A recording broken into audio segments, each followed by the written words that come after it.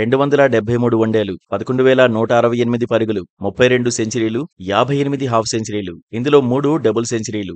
వన్డేల్లో ఘనమైన రికార్డు ఉన్న రోహిత్ శర్మ అంతే ఘనంగా 50 ఓవర్ల ఫార్మాట్‌కు గుడ్ బై చెప్పాలనుకుంటున్నాడా? వన్డే ప్రపంచ కప్‌తోనే అంతర్జాతీయ క్రికెట్‌కు పూర్తిగా దూరం కావాలనుకుంటున్నాడా? అంటే అవుననే చర్చ జరుగుతోంది. ఎందుకంటే ఇప్పటికే టెస్ట్‌లకు గుడ్ బై చెప్పేశాడు. యువ ప్లేయర్లకు దారి చేశాడు. టీ20 ప్రపంచ కప్ గెలిచిన తర్వాత పొట్టి ఫార్మాట్ నుంచి కూడా తప్పుకున్నాడు. ఇప్పుడు వన్డేలకు మాత్రమే పరిమితం అయ్యాడు. సంవత్సరంలో ఓ 2 నెలలు ఐపీఎల్‌తో బిజీగా ఉంటాడు. విశ్రాంతి ఎక్కువే దొరుకుతుంది. వచ్చే ఏడాది టీ20 వరల్డ్ కప్ జరగబోతోంది. ఈ నెల 20న వరల్డ్ టెస్ట్ ఛాంపియన్షిప్ కొత్త సైకిల్‌ను భారత జట్టు మొదలుపెట్టబోతోంది. ఆ తర్వాత ఎక్కువగా టీ20ల మీదనే ఫోకస్ మళ్లిస్తుంది. అంటే 2026 చివరి వరకు భారత్ జట్టు ఆడే వన్డేలు తక్కువే. ఇప్పటికిప్పుడు టీమిండియా ఆడే వన్డేలేమీ లేవు. అక్టోబర్‌లోనే ఆస్ట్రేలియాతో 3 వన్డేలు ఆడాల్సి ఉంది. ఆ సిరీస్‌లోనే రోహిత్ బరిలో దిగబోతున్నాడు. మ్యాచ్ ఫిట్నెస్ ఎక్కువగా ఉండదనే చర్చ ఉంది. దేశవాళీ టోర్నీల్లో హిట్ మ్యాన్ ఆడతాడా లేదా అన్నది తేలాల్సి ఉంది. వన్డేల కోసం మ్యాచ్ ఫిట్నెస్ సాధించాలంటే దేశవాళీల్లో ఆడడమే ఉత్తమం అనే చర్చ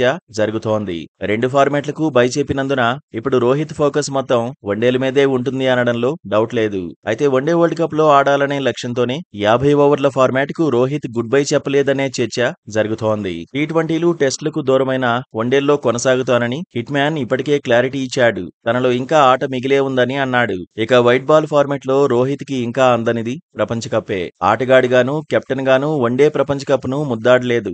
గత వన్డే వరల్డ్ కప్ భారత్లోనే జరిగిన రోహిత్ సేనకు నిరాశే ఎదురైంది. అసలైన ఫైనల్లో టీమిండియా ఓడిపోయింది. ఆస్ట్రేలియా చేతిలో కంగుతింది. దీంతో సౌత్ ఆఫ్రికాలో జరిగే వన్డే వరల్డ్ కప్ లో భారత్ ను సక్సెస్ఫుల్ గా నడిపించాలనే ఆలోచనలో రోహిత్ ఉన్నాడు. అందుకు తగినట్టే హిట్ మ్యాన్ కు హెడ్ కోచ్ గంభీర్ మద్దతుగానే కనిపిస్తున్నాడు.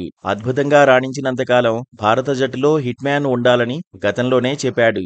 కాకపోతే వీడ్కోలు విషయం రోహిత్ వ్యక్తిగతమన్నాడు. జట్టులో కొనసాగాలంటే వ్యక్తిగత ప్రదర్శనే కీలకమన్నాడు. పరుగులు సాధించినంతకాలం హిట్ మ్యాన్ ను ఎవరూ ఆపలేరన్నాడు. మరోవైపు వన్డేల్లో రోహిత్ చాలా డేంజరస్ ప్లేయర్ అని ఫ్యాన్స్ చెప్పుకొస్తున్నారు.